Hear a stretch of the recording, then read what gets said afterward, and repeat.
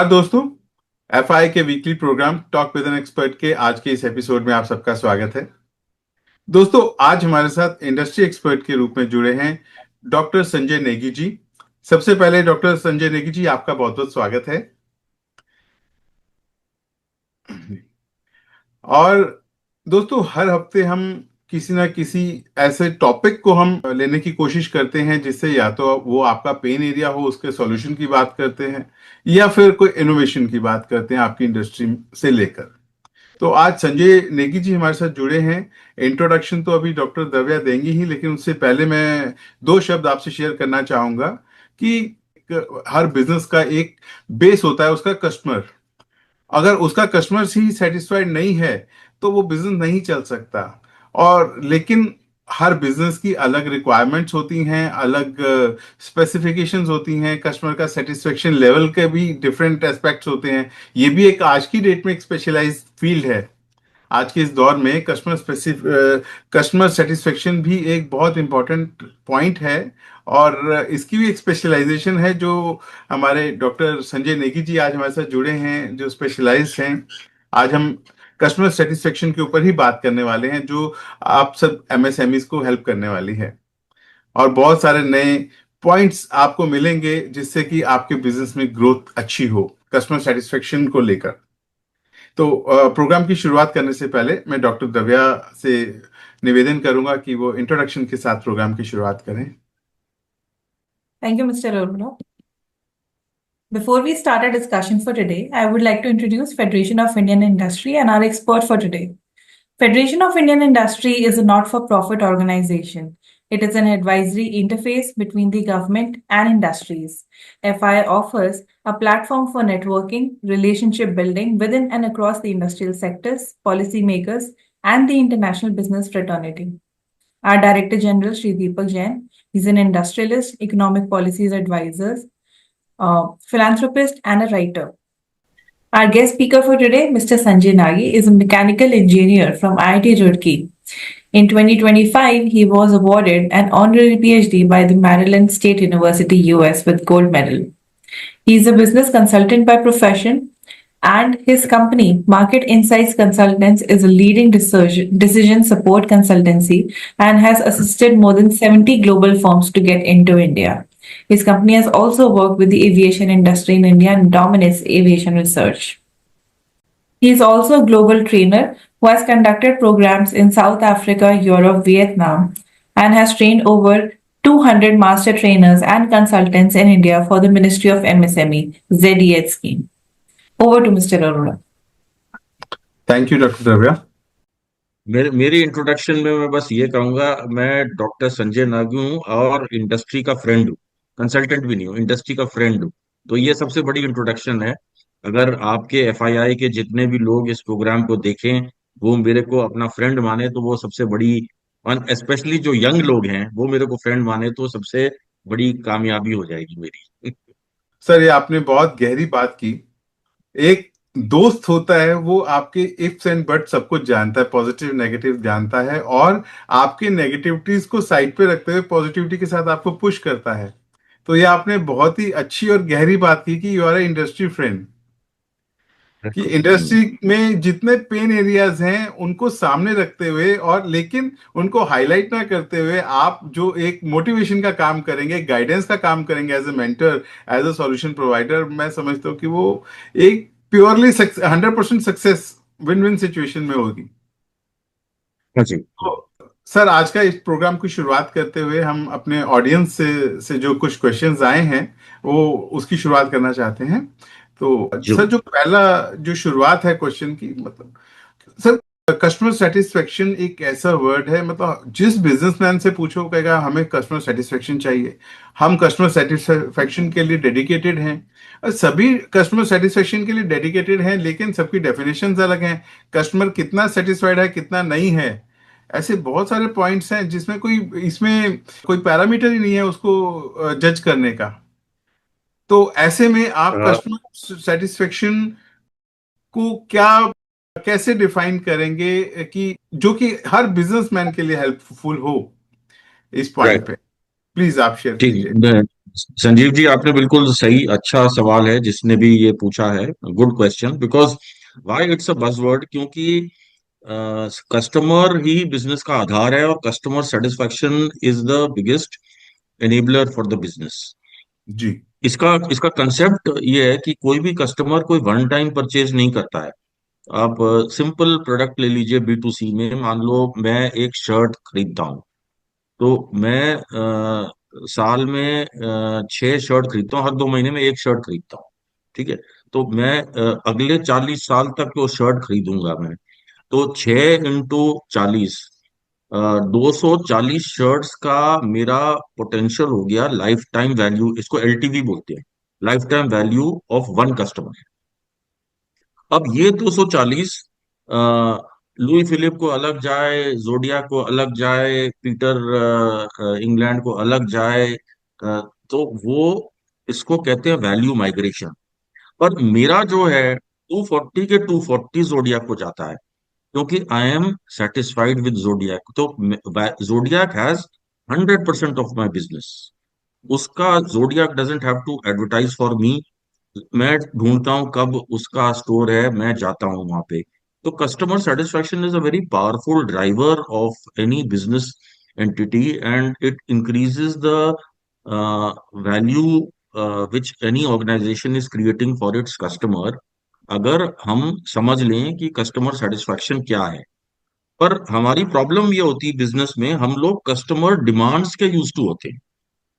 आप चाहे B to be business में हैं, आप मान लो मारुति से डील कर रहे हैं, आप मान लो एलजी से डील कर रहे हैं, आप कोई प्रोडक्ट बना रहे हैं और उनसे डील कर रहे हैं, तो कस्टमर कुछ डिटेल स्पेसिफिकेशन लिख देता है, कुछ ऑर्डर लिख देता है, वो आपकी डिमांड हो गई। तो हमारी ऑर्गेनाइजेशंस गियर्ड होती हैं डिमांड को हैंडल करने के लिए। कस्टमर ने ये बोला, हमें ये देना। पर हम कस्टमर एक्सपेक्टेशन को जानते ही नहीं है कि व्हाट इज कस्टमर एक्सपेक्टेशन। तो कस्टमर एक्सपेक्टेशन वो बोली नहीं जाती। जी। मतलब आप मान लीजिए, आप अपनी वाइफ के साथ अगर आप एक रेस्टोरेंट जाएं, तो हो सकता है 5 स्टार में आपकी एक्सपेक्टेशन ये हो कि आपकी वाइफ के लिए वो कुर्सी पीछे करेगा और उनको पहले बिठाएगा और आपको बाद में बिठाएगा। ये आपने बोला तो नहीं है उसको। जी। It is not a demand you have made. It's not a demand कि भाई you please sit my wife, right. But आपकी एक्सपेक्टेशन है, आपने अपने अंदर रखी है इसको, एक्सपेक्टेशन को। सो कस्टमर सेटिस्फैक्शन जो है, that is the gap between a customers expectation which is not stated and his perception of delivery, not even real delivery. आपको डिलीवरी कैसे रही वो एक रियलिटी है, बट उसकी परसेप्शन क्या है उसकी। मैं एक केस में हैंडल कर रहा था जहां कस्टमर, मैं सर्वे कर रहा था, तो कस्टमर कहते हैं ये जो है ना पार्टी, ये लेट है, हमेशा लेट होता है। तो मैंने उनको रिजल्ट्स दिखाए, मैंने कहा सर आपकी डिलीवरी जो है ना लेट होती है हमेशा, प्रोडक्ट क्वालिटी ठीक है बट आपका लेट होता है। कहता नहीं साहब, आप मेरा डेटा देखिए। वो डेटा दिखाने लगा 99% वो सब सब राइट टाइम पे है। मैंने कहा बट कस्टमर की ये परसेप्शन क्यों है, मुझे वो 1% दिखाइए जब आप डिलेड थे। तो कहता है वो 1% डिलेड इसलिए था कि वो ये कारण, और उसी समय वो इंटरनेशनल कोई कंसाइनमेंट जानी थी कस्टमर की। तो वो कस्टमर उस तब से हमसे खुंदक खाता है कि, अब वो देखिए एक negative out has overcome the 99 positives, और कस्टमर की परसेप्शन ये बन गई कि आपकी डिलीवरी लेट है, जबकि रियलिटी है 99% आप डिलीवरी दे रहे हो। सो to words are there, one customer expectation and one perception of delivery। इनका जो गैप है, that is called the satisfaction gap. ये सेटिस्फैक्शन गैप जितना कम हो उतना बिजनेस के लिए अच्छा है। That means your perception of delivery is very close to what the customer is expecting. तो ये है basically definition of customer satisfaction. And as I said, organizations are used to handling customer demand, so they don't know about this customer satisfaction, and thereby they miss out on a lot of marketing potential, right sir? I hope this answers the question. नहीं sir, perfectly आपने explain किया। इसमें एक छोटी सी, मैं second question आने से पहले मेरी एक पर्सनल क्वेरी आ गई इसमें। आपने जैसे बहुत जी अच्छे से डिफाइन किया कि कस्टमर सेटिस्फेक्शन और कस्टमर एक्सपेक्टेशन, ये दोनों के बीच का जो डिफरेंस है, ये जो है बहुत कम लोग इसको पूरा कर पाते हैं आप? मतलब मैं ये समझूंगा अभी हमारी इंडस्ट्री में, अभी तो चलो अवेयरनेस आ गई है, बिजनेस कोचेस भी हैं मार्केट में, बहुत अच्छे बिजनेस कोचेस भी हैं, मेंटर्स भी हैं, लेकिन फिर भी 60% एटलीस्ट लोग इसको जानते तक नहीं हैं, और क्योंकि वो जानते नहीं है तो रिसोर्स भी नहीं बना पाते वो कि इसके ऊपर कैसे वर्किंग करें। अब एक कंपनी है XYZ, कोई भी ले लीजिए, एक क्लाइंट है, उनको सर्विस प्रोवाइड कर रहे हैं, वो प्रोडक्ट दे रहे हैं, क्लाइंट सेटिस्फाइड नहीं है, लेकिन वो कंपनी के साथ जुड़ा हुआ है, 5 साल 10 साल से वो क्लाइंट है, लेकिन क्योंकि वो जुड़ा हुआ है इसलिए क्योंकि उसको कोई ऑल्टरनेटिव नहीं मिल रहा, जिस दिन ऑल्टरनेटिव हाँ, मिलेगा वो स्विच वो कर छोड़ जाए। देना, वो छोड़ दो, स्विच कर देना, जी। बिल्कुल। तो यहाँ पे ये एक्चुअली कस्टमर सेटिस्फेक्शन में दो दो तीन पार्ट्स होते हैं। एक होता है परचेज सेटिस्फेक्शन। जी अब मान लीजिए मुझे एक माउस खरीदना है, एक कंप्यूटर पार्ट खरीदना है, एक डायरी खरीदनी है, एक शर्ट खरीदनी है, कोई भी चीज है। तो सबसे पहले तो मैं उसको परचेज करूंगा ना, so there is a purchase satisfaction. मान लीजिए मैं अपने को जो वेंडर है अपना डिस्काउंट करके लोएस्ट प्राइस वेंडर बन जाता है वो, तो उसकी परचेज सेटिस्फेक्शन तो हाई हो गई। जी सो परचेज सेटिस्फेक्शन, आपने डिस्काउंट दे दिया उसको, आपने एक्सटेंडेड क्रेडिट दे दिया आपको, आपने उसको फ्री में साथ में कुछ और दे दिया, तो कस्टमर की परचेज सेटिस्फेक्शन हाई हुई।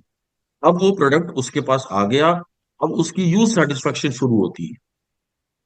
ये वर्ल्ड में सिर्फ मेरा मॉडल है जो इन जी दोनों को सेपरेट करता है।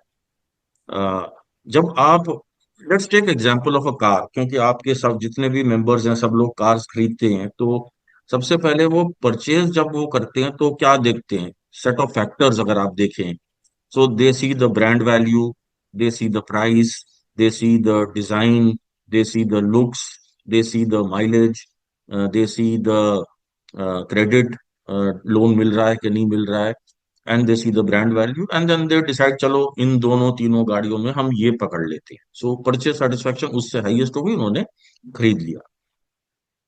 अब आपकी गाड़ी आ गई, अब आप उसको यूज करते हो, अब ये पैरामीटर्स तो खत्म हो गए ना। अब आपका एक्चुअल माइलेज क्या आ रही है, आपका स्पेयर पार्ट्स की कॉस्टिंग क्या आ रही है, आपका डीलर का रिस्पॉन्सिवनेस क्या है, आपको लोकल पार्ट्स में मिल रहे हैं कि नहीं मिल रहे हैं, गाड़ी कितनी ब्रेकडाउन हो जाती है, गाड़ी ने उसने प्रॉमिस किया था कि 11 का एवरेज देगी, वो दे रही है कि नहीं दे रही है। So these kind of aspects start getting involve, and this is called use satisfaction. तो कभी भी कस्टमर सेटिस्फैक्शन को टोटालिटी में नहीं देखना पड़ेगा, परचेज एंड यूज सेटिस्फैक्शन देखना पड़ेगा, टोटालिटी। जी Sir, as we can see, it is very important for any business to have a proper assessment कि उनकी customer satisfaction कितनी है। तो MSMEs को क्या पैरामीटर्स से और किस तरीके से एक्चुअली गेज करना चाहिए कि उनका कस्टमर एक्चुअली सेटिस्फाइड है या नहीं है? Like in the example you said, उनके हिसाब से 99% उनकी डिलीवरीज ऑन टाइम थी, तो फॉर देम करेक्ट। uh, हम्म। उनके लिए सेटिस्फैक्शन 100% था, बट कस्टमर के लिए एकदम ऑपोजिट सिचुएशन थी। करेक्ट। करेक्ट, या it happens many times. Sometimes क्या होता है कि कस्टमर भी ड्यू टू इधर रिलेशनशिप और ड्यू टू सम रीजन वो बता नहीं पाता है ऑर्गेनाइजेशन को। तो ये कस्टमर सेटिस्फेक्शन यूजुअली बेस्ट होता है कि अगर कोई इंडिपेंडेंट पार्टी उसको असेस करे। मतलब आप चाहें खुद ही कर लें, आपको कंसल्टेंट हायर करने की जरूरत नहीं है, बट आप एक सेपरेट कोई मतलब एमबीए स्टूडेंट्स को ले लें, वो जाके सर्वे कर सकते हैं कस्टमर सेटिस्फेक्शन के बारे में, क्योंकि इंडिपेंडेंट असेसमेंट ही बेटर रहती है इस एस्पेक्ट के लिए। कस्टमर आपके मुंह पे शायद बोल ना पाए कि भाई आपका मुझे ये चीज अच्छी नहीं लगी, बट वो इंडिपेंडेंट कोई आएगा, कंसल्टेंट आएगा, रिसर्चर आएगा, स्टूडेंट आएगा, तो वो बता देता है कस्टमर उसके बारे में। सो असेसमेंट तो होनी चाहिए। नंबर टू फैक्टर जो डॉक्टर द्रव्या ने सवाल पूछा, असेसमेंट किस पे होगी? असेसमेंट टोटालिटी पे होनी चाहिए। आपके प्रोडक्ट के ऊपर भी होनी चाहिए, आपकी डिलीवरी पे भी होनी चाहिए, आपकी कॉस्ट पे भी होनी चाहिए, आपकी सर्विस पे भी होनी चाहिए, आपके पीपल पे भी होनी चाहिए। जब टोटालिटी में आप इसको असेस करेंगे तो आपको पता चलेगा कि कस्टमर की एक्सपेक्टेशंस कहाँ मीट हो रही हैं और कहाँ मीट नहीं हो रही। This is very important to have the right framework to collect the customer satisfaction feedback, independent and comprehensive. ये बोलूंगा मैं इसमें। अब इसमें डिफिकल्टी क्या आती है, विच इज वाई एक थोड़ी एक्सपर्टीज चाहिए। आपके कस्टमर, सारे कस्टमर एक बराबर नहीं दिखते, they don't have the same expectation. One customer is different, other customer is different. तो इसको, here comes the aspect of customer segmentation. आप मान लीजिए आप एक एमएसएमई है और मेटल पार्ट्स बना रहे हैं ऑटो सेक्टर के लिए, और आप गुड़गांव में हैं, आप मारुति को डील कर रहे हैं जो आपके बगल में है, राइट। और एक आप वही प्रोडक्ट आप मान लो हुंडई को डील कर रहे हैं जो चेन्नई में है, राइट। अब उन दोनों कस्टमर की एक्सपेक्टेशन, प्रोडक्ट सेम है आपका बट उनकी एक्सपेक्टेशन डिफरेंट हो जाएगी। मारुति वाला बोलेगा मेरे को तो अपने सीधे वहां पे चाहिए, मेरे जहाँ मेरी लाइन बन रही है मेरे को लाइन पे चाहिए इतने बजे। और शायद आप उसको मीट भी कर लो क्योंकि आप बिल्कुल बगल में हो। पर आप जब चेन्नई सप्लाई करोगे तो आप उसको ट्रक लोगे, आप उसको गोडाउन में रखोगे, आप उसको वहां, तो आपकी डिफरेंट डिलीवरी हो जाएगी। तो पैरामीटर सेम है बट डिफरेंट कस्टमर्स उसको डिफरेंट असेस करेंगे और डिफरेंट एक्सपेक्टेशन भी रखेंगे। सो कस्टमर सेगमेंटेशन को भी बिल्डअप करना पड़ता है जब हम किसी कस्टमर सेगमेंट को लेके, उसका कस्टमर सेटिस्फेक्शन हाई है। अगर आप एक कंज्यूमर बिजनेस में हैं, आप देखेंगे कि यार मेरा वेस्ट में कस्टमर सेटिस्फेक्शन मोटा मोटा ठीक है पर ईस्ट में गड़बड़ आ रहा है, तो फिर आप स्ट्रेटेजीज बनाएंगे, फिर आप और डीप जाएंगे कि यार ईस्ट में क्यों अच्छा नहीं आ रहा है ये, और उसको सुधारेंगे और सडनली आप देखेंगे कि आपकी सेल्स बढ़ती जा रही है उस एरिया में। सो कस्टमर सेटिस्फेक्शन इन, चाहे बी टू सी बिजनेस चलिए चाहे बी टू बी बिजनेस चलिए, आपको बहुत ज्यादा फर्क पड़ता है कि आप कस्टमर को गेज करिए, उसकी सेगमेंट बनाइए, उसको एक्सपेक्टेशन अंडरस्टैंड करिए, आप कहाँ पे हैं, बहुत ज्यादा गैप तो नहीं है, एंड जितना क्लोज उसको कर सकें उतना आपका बिजनेस फ्लरिश करेगा, आपको प्रीमियम्स मिलेंगे, आपको रिपीट बिजनेस मिलेगा। और काफी लोग सक्सेसफुली कर ही रहे हैं without even proper structured method. But मैं गारंटी करता हूं, मैं इंडिया में शायद ही कोई मार्केट लीडर हो जिसको कि मैंने सर्व नहीं किया है। अगर आप इलेक्ट्रिकल में देखिए तो आदित्य बिरला ग्रुप है, मशीन टूल में देखिए तो माइक्रोमैटिक, एस माइक्रोमैटिक ग्रुप मेरा कस्टमर है। आप बार कोड में देखिए तो बार कोड मेरा कस्टमर है। ऑटो में देखिए उनो मिंडा मेरा कस्टमर है।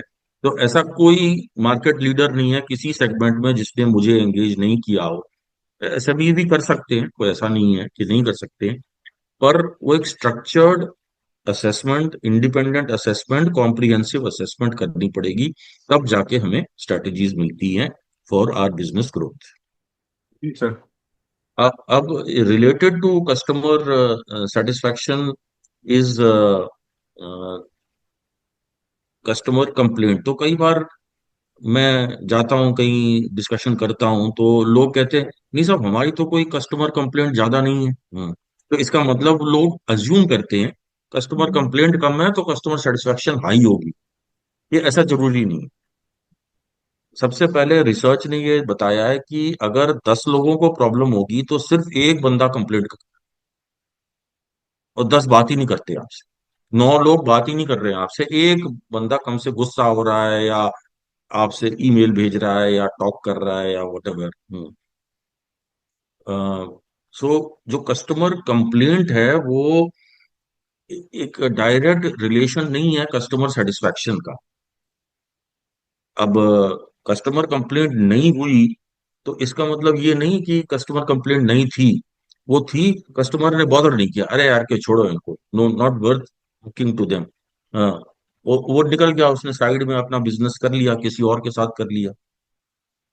तो it's very important to understand कि कस्टमर कंप्लेंट एक प्रोसेस तो हर एक के पास होता ही है, और वो तो आजकल लॉ से भी मैंडेटरी है कि अगर आपको कोई कस्टमर कंप्लेंट हो तो आपको बाय लॉ लिखना पड़ता है और एक ईमेल आईडी देनी पड़ती है कि जहाँ पे आप कस्टमर की कंप्लेंट कर सको। जो नहीं कर रहा है उसको तो तुरंत शुरू कर देना चाहिए, क्योंकि B2C बिजनेस में तो ये मैंडेटरी है, आपको लिखना ही पड़ता है। और आप को कस्टमर कंप्लेंट अगर कम आ रही है तो आप ये गलती ना करें कि सोचें कि हमारा सब कुछ सही चल रहा है। वो कस्टमर असेसमेंट जरूर करें। मैं एक आपको एग्जांपल देता हूँ, एक मल्टीनेशनल का। जो केलॉग्स वो वर्ल्ड के लीडर है। वो इंडिया में आए अपने ब्रेकफास्ट सीरियल्स लेके, और उन्होंने लॉन्च किया, और वो लॉन्च के बाद उनका प्रोडक्ट बिल्कुल फेल हो गया इंडियन मार्केट में। तो वो बहुत परेशान थे, तो फिर उन्होंने रिसर्च वगैरह करवाई और कस्टमर सेटिस्फैक्शन को असेस किया। तो कस्टमर का फीडबैक ये आया कि आपका प्रोडक्ट जो है ना वो खड़ा नहीं रहता, वो एकदम से घुल जाता है। तो फिर उन्होंने और डीप रिसर्च किया तो उनको समझ में आया कि इंडिया में हम कॉर्नफ्लेक्स में भी गर्म दूध यूज कर लेते हैं, जबकि फॉरेन कंट्रीज में कोल्ड मिल्क यूज होता है। ठीक है। तो जब गर्म दूध यूज करते हैं तो उसका नेचुरली प्रोडक्ट खड़ा नहीं रहेगा, वो तो एकदम से घुल सा जाएगा, एक लेस सी बन जाएगी। तब फिर उन्होंने अपने प्रोडक्ट्स को मॉडिफाई किया। तो कस्टमर सेटिस्फैक्शन को असेस करके उन्होंने डीप रीजन असेस किया कि हम कस्टमर को खुश क्यों नहीं कर पा रहे। तो वो कि उसको वो टेस्ट भी नहीं आ रहा और वो घुल सा रहा है, एक अजीब सा मिक्सचर बन रहा है। तो फिर उन्होंने अपने प्रोडक्ट्स को चेंज किया, और आज के लोग बहुत सक्सेसफुल है। तो अगर मल्टीनेशनल कंपनी जो इतने कंट्रीज में है, वो कस्टमर सेटिस्फेक्शन को असेस करने में गलती कर सकते हैं, तो इंडियन एसएमई भी कर सकता है गलती। और हो सकता है जो लॉस हो बिजनेस का थोड़ा मामूली हो, तो पता नहीं चल रहा। पर कभी कभार ये लॉसेस बहुत बड़े हो जाते हैं। तो इसलिए इसको right at the right time इसको प्लग कर देना चाहिए, और ये नहीं समझना चाहिए कि कस्टमर कंप्लेंट नहीं है तो वो नहीं होगी। जी। जी, in continuation to our discussion, जैसे आप ही का एग्जांपल आपने बताया कि एक आपका एक ब्रांड फिक्स्ड है फॉर शर्ट्स, आपको पता है कि नेक्स्ट 40 इयर्स आप उसी ब्रांड के पास जाएंगे। तो हम्म। क्या एक एसएमई को ये समझ लेना कि कंटिन्यूड बिजनेस एक कस्टमर से कस्टमर सेटिस्फैक्शन के बराबर है? नहीं, ये good question, because again customer satisfaction की वजह से बनता है customer loyalty, no doubt about that. अगर कस्टमर सेटिस्फाइड ही नहीं है तो कस्टमर लॉयल्टी नहीं बनेगा। नहीं बनना चाहिए। बट ऐसा हो सकता है कि आप अपने प्रोडक्ट को इतना लो कॉस्ट पे दे रहे हो कि कस्टमर कहता है कि यार परचेज सेटिस्फेक्शन मेरी इतनी हाई है, मैं इतनी कॉस्ट सेविंग कर रहा हूँ, तो इसका यूज में मेरे को थोड़ी सी प्रॉब्लम आती, मैं वो झेल लेता हूँ, but I am saving a lot of money. तो इन हिज टोटालिटी आपको बिना कस्टमर को सेटिस्फाई करके आप लोएस्ट प्राइस रख के आप को बिजनेस मिल रहा है, बट वो बिजनेस का आधार नहीं है, आप प्रॉफिट नहीं बनाएंगे उसमें। तो you have to find out the reasons for the customer satisfaction to be good or bad, and then plug it, and then get commitment from customer, and then have lifetime value। Life time value ऐसे नहीं बननी चाहिए कि आप बार बार अपने आप को lowest price पे आप टारगेट करके आप वो बेच रहे हैं। कस्टमर आज अगर मान लो सिंपल एक प्रोडक्ट हो या चॉकलेट हो, अब वो 20 रुपए की चॉकलेट खरीद रहा है और वो 2,000 रुपए की भी चॉकलेट खरीद रहा है। तो अब आप बार बार डिस्काउंट करते रहो अपने आप को, लोएस्ट कॉस्ट प्रोडक्शन बनाना चाहो तो वो अलग चीज है। बट आप अगर मार्जिन्स करना चाहो तो वही 20 रुपए की जो चॉकलेट है वो आप प्रॉपर पैकिंग करके उसमें थोड़े नट्स वगैरह एक्स्ट्रा ऐड करके आप एक डिफरेंट प्रॉफिटेबिलिटी और डिफरेंट कस्टमर लॉयल्टी को केटर कर सकते हैं। For SMEs, investing in customer loyalty assessment will guarantee short profit gain in the future. 100%, इसमें कोई डाउट ही नहीं। मैंने while I mostly work with large companies, but हमने एसएमईज को भी टैकल किया हुआ है। और मतलब ऑब्वियसली नॉट अ बहुत छोटी कंपनी नहीं, but 50 crore company, 100 crore companies, 200 crore companies, इनको किया हुआ है हमने। और कस्टमर को जब आप जाते हैं, प्रोव करते हैं, तो सबसे पहले तो आपका जो ब्रांड इमेज है ना वो बढ़ जाती है। जब आप कहते हैं कि मैं कस्टमर सेटिस्फेक्शन असेसमेंट करने आया हूँ, तो कस्टमर एक वाव में आ जाता है, अच्छा ठीक है यार, फिर कस्टमर खुद ही आपको जो है ना इनपुट देने लगता है कि आपको क्या क्या करना चाहिए, जो नॉर्मल कोर्स में नहीं करता आपके साथ। तो ऑटोमेटिकली बिजनेस में मैं समझता हूँ, अगर आप मान लीजिए आप एक लोएस्ट लेवल पे 5 लाख भी इन्वेस्ट कर रहे हैं, तो मैं गारंटी करता हूँ कि एक साल भर के अंदर आप 50 लाख का प्रॉफिट एक्स्ट्रा, मैं टर्नओवर नहीं बोल रहा हूँ, प्रॉफिट एक्स्ट्रा कमाए, गारंटी कर। एक अगर आप लास्ट में मैं एक एग्जांपल भी दे सकता हूँ, एक गाजियाबाद में एक छोटी सी कंपनी थी, उस समय 2 करोड़ के टर्नओवर पे थी, आज इंडिया की मार्केट लीडर है वो। पर उन्होंने वो 2 करोड़ के जब थे, उसका नाम है माइक्रोमेटिक ग्राइंडिंग। मिस्टर नरेंद्र धांड वहाँ के सीएमडी थे। तो उन्होंने कस्टमर सेटिस्फैक्शन शुरू किया, और हमने उनको इतनी फीडबैक आके दी कि उनके पूरे प्रोडक्ट्स रीडिजाइन हो गए। क्योंकि जब हमारे टेक्निकल कंसल्टेंट्स जाते हैं तो पूरे प्रोडक्ट्स रीडिजाइन हो गए उनकी, नए नए ऑफिस खुल गए सर्विस के लिए, और उनकी सर्विस की अप्रोच और स्ट्रैटेजी चेंज हो गई।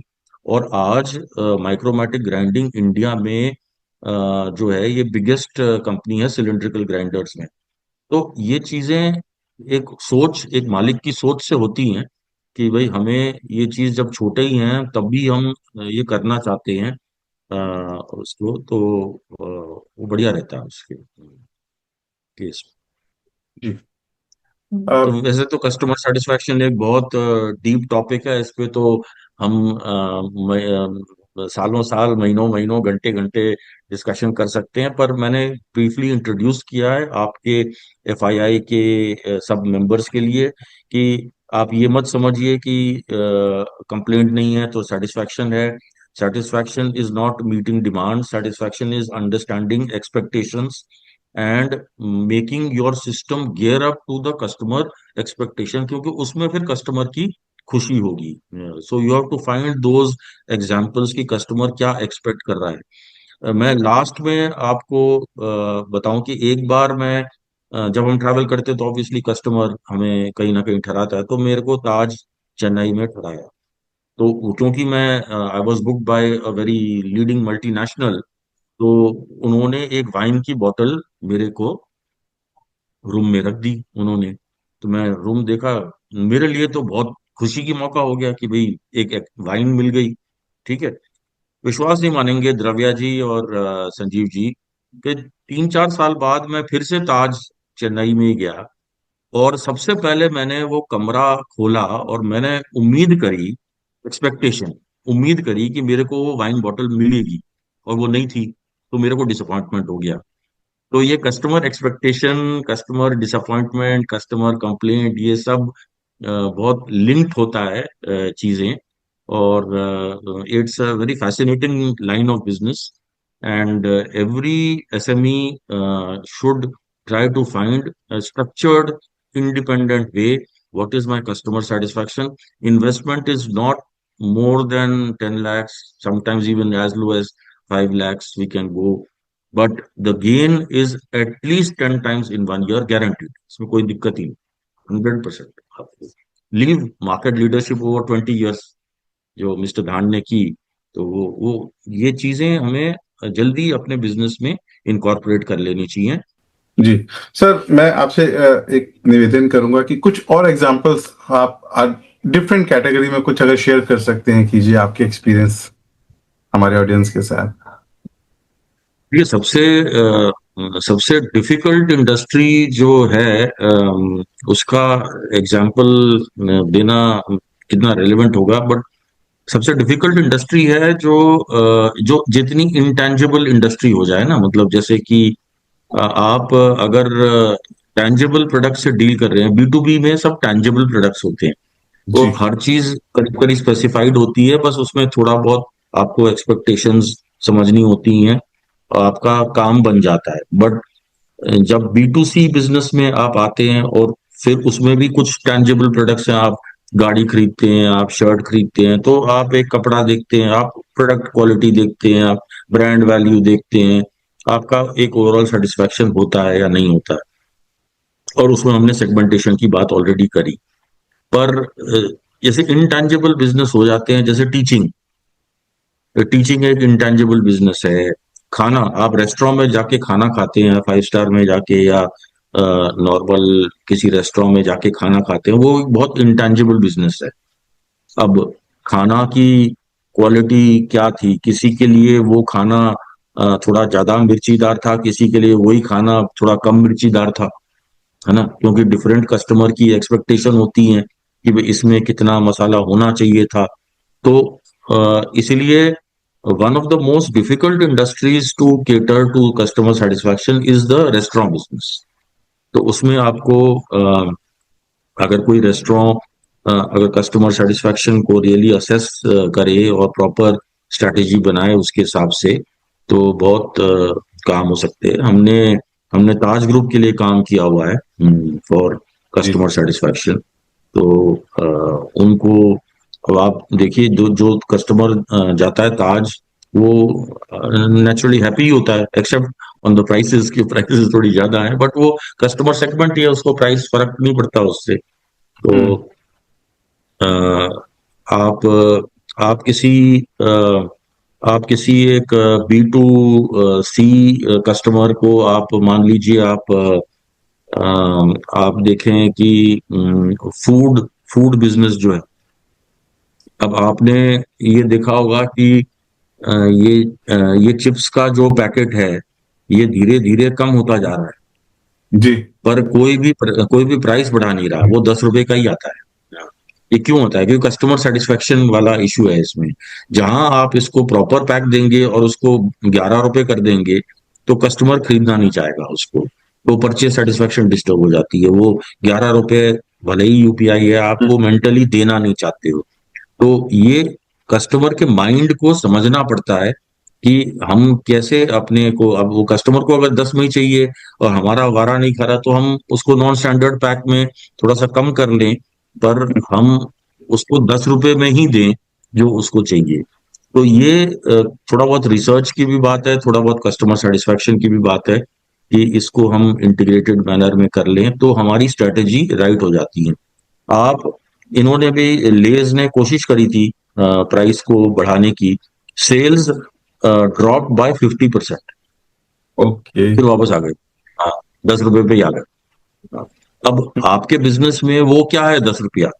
हो सकता है आपका कोई नमकीन का बिजनेस हो, कोई मठरी का बिजनेस हो, कोई स्वीट्स का बिजनेस हो सकता है कोई डिफरेंट 10 रुपए का कॉनोटेशन हो आपके जी बिजनेस में, पर आपको मालूम ही नहीं उसके बारे में, तो आप बिजनेस करे जा रहे हैं ऐसा। तो 90% क्या होता है बिजनेस में, जब कस्टमर होता है वो अपने आप को पास से चलता है। अच्छा, लास्ट ईयर मेरा टर्नओवर 5 करोड़ था, अब मैं 5.5 पे आ गया हूँ, तो मैं हैप्पी हूँ। तो it's okay, everything is fine. But आप अपने पोटेंशियल से और अपने आप मार्केट के हिसाब से आप प्लानिंग थोड़ा कम करते हो। अगर वो करोगे तो आपको कस्टमर सेटिस्फैक्शन और कस्टमर सेगमेंटेशन तो करनी करनी पड़ेगी। जब आज आप देखिए, जब सेकंड जनरेशन की बिजनेसेस आती हैं, जो सेकंड जनरेशन आते हैं बिजनेस में, तो वो क्यों ड्रामेटिक चेंजेस लाते हैं अपने बिजनेस में? क्योंकि वो पास से नहीं देख रहे, वो ये देख रहे हैं कि हमें तो आज 5 से 50 करोड़ जब पहुंचना है। तो वो एक डिफरेंट एनर्जी लाते हैं बिजनेस में और डिफरेंट सोच लाते हैं, और उस सोच में ये कस्टमर सेटिस्फैक्शन या कस्टमर सेगमेंटेशन एक बहुत इंपॉर्टेंट सोच है जो आती है किसी भी बिजनेस में। आप देख लीजिए, आप अगर बात करें कि अ, अगर आप बात कर रहे हैं आपकी one of the lines is everybody is using telecom. तो सब लोगों को टेलीकॉम था, वहां कस्टमर की एक्सपेक्टेशन ही चेंज होती जा रही है।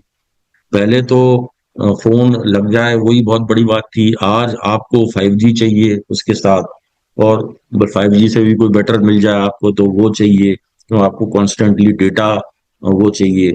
तो अब उसमें कस्टमर सेटिस्फेक्शन कहाँ आ रहा है, उसको कनेक्टिविटी में आ रहा है। तो अब वो जितने कनेक्टिविटी आपको देंगे, आपका परचेज सेटिस्फेक्शन बढ़ाना, आपने लिखा दिया कि मैं फ्री दूंगा और ये सब, आपने परचेज सेटिस्फेक्शन बढ़ा दिया, पर जब यूज सेटिस्फेक्शन नहीं बढ़ा तो लोग उसको डंप करेंगे। तो जैसा आप सोचेंगे वैसा आपका बिजनेस रिस्पॉन्ड करेगा। अगर जीएमआर भी यही सोचता है कस्टमर तो खाली एक्सपेक्ट कर रहा है उसको एक बोर्डिंग कार्ड मिल जाएगा, तो वो भी वही करता है।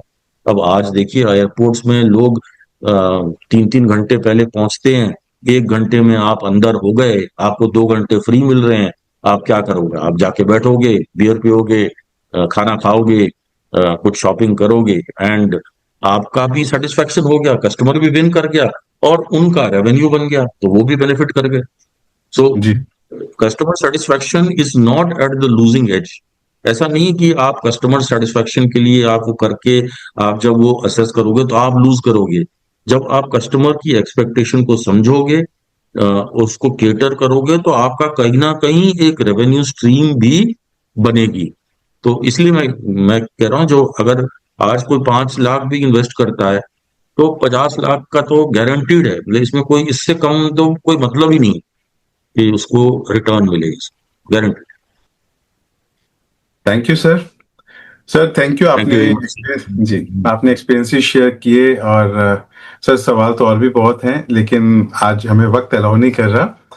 आपसे बात करके समय का पता ही नहीं लगा। लेकिन मैं आपसे अपने ऑडियंस के बिहाफ पे एक ऑनलाइन रिक्वेस्ट और करना चाहूंगा कि एक एपिसोड हम आपके साथ और करेंगे। आज हमने कस्टमर सेटिस्फेक्शन की बात की है, एक आप इंडस्ट्री एक्सपर्ट हैं और मेंटर हैं, तो एक स्ट्रेटजी के ऊपर मैं एक बहुत इंपॉर्टेंट टॉपिक है, तो हम स्ट्रेटजी के ऊपर एक और एपिसोड करना चाहेंगे। तो उसमें हम बिल्कुल आपका sir, any any time, any time. मतलब जी मेरे लिए बहुत खुशी होगी कि अगर ये जो मैसेज है ये 100 लोगों के पास पहुंचेगा, उसमें से अगर 10 भी करेंगे और वो जी बिजनेस गेन करेंगे तो और कुछ नहीं तो आशीर्वाद मिलेगी सर उससे। बिल्कुल बिजनेस मिले ना मिले तो जी आशीर्वाद मिलेगी उससे। तो इसको बिल्कुल करते हैं, we will continue this. Strategy is very interesting session, interesting learnings. बहुत सारे एग्जाम्पल्स दे सकता हूँ मैं स्ट्रैटेजी के। जी फॉर्च्यून 500 की स्ट्रैटेजीज बना रहे हैं अगर कैटरपिलर जैसी, और एक एसएमई की भी स्ट्रैटेजी बना रहे हैं, तो वो थ्योरी थ्योरी से कोई लर्निंग नहीं होती, प्रैक्टिकल एग्जाम्पल से लर्निंग होती है, वो शेयर करेंगे आपके साथ। एनी टाइम वी बिल्कुल। Can coordinate. Thank you very much, thank you. तो दोस्तों ये था हमारा आज का एपिसोड कस्टमर सेटिस्फेक्शन के ऊपर। और कस्टमर सेटिस्फेक्शन एक बहुत ही इंपॉर्टेंट है बिजनेस सर्वाइवल के लिए। और सर ने हमें बताया कि कैसे कस्टमर की एक्सपेक्टेशन और कस्टमर सेटिस्फेक्शन कैसे होनी चाहिए, और उसमें उसमें उन्होंने सॉल्यूशन भी बताए। और सॉल्यूशन तो सर ने बताए हैं और अपने एक्सपीरियंसेस भी हमारे साथ शेयर किए जो कि बहुत ही वैल्यूएबल हैं। लेकिन लेकिन दोस्तों, एक हम जो अपने इस प्रोग्राम के जरिए आपसे शेयर करते हैं और एक रिक्वेस्ट करते हैं वो ये कि नॉलेज शेयर, हम आपके साथ नॉलेज शेयर कर सकते हैं, एक्सपीरियंस शेयर कर सकते हैं, इंडस्ट्री एक्सपर्ट आपको गाइड कर सकते हैं, लेकिन असली मजा तब आएगा जब आप इन चीजों को इम्प्लीमेंट करेंगे। इम्प्लीमेंट आप करेंगे और आपको रिजल्ट मिलेंगे। तो हम अपनी कोशिशें जारी रखेंगे, आप अपनी कोशिश जारी रखिए, आप इम्प्लीमेंटेशन करते रहिए। और अगर आपका कोई सवाल है तो आप हमें मेल कर सकते हैं। और आज का टॉपिक तो बहुत ही इंटरेस्टिंग रहा और अगला टॉपिक भी बहुत इंटरेस्टिंग रहने वाला है, तो अगले हफ्ते हम स्ट्रेटजी के ऊपर बात करेंगे। तो इसी के साथ ही सर आज हम इजाजत चाहते हैं। नमस्कार नमस्कार, बाय बाय, जी। Thank you. Thank you so much for joining us today. Tell us in the comment section how you liked our today's episode. Leave us comments about your questions, thoughts, and feedback. Do catch us live next week on Thursday at 6 p.m. on YouTube and Facebook. For regular updates, stay connected with us and subscribe to our channels. See you next week.